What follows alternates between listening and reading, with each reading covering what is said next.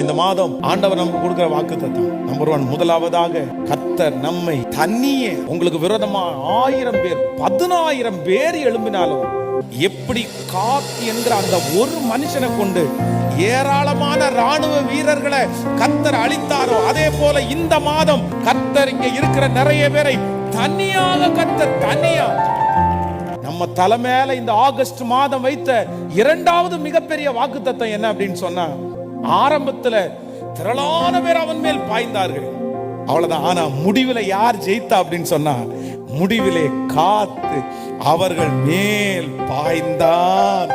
ஆண்டவர் சொல்லுகிறார், இந்த காரியத்தினுடைய முடிவு ஜெயம் உங்க பக்கம்தான், வெற்றி உங்க பக்கம்தான். கர்த்தர் இந்த மாதம் வாக்கு கொடுக்கிறார், உங்களையும் என்னையும் ஆண்டவர் ஜெயிக்க பண்ண போகிறார். இந்த ஆகஸ்ட் மாதம் கர்த்தர் கொடுக்கிற மூன்றாவது வாக்குத்தத்தம், காத் ஏராளம்.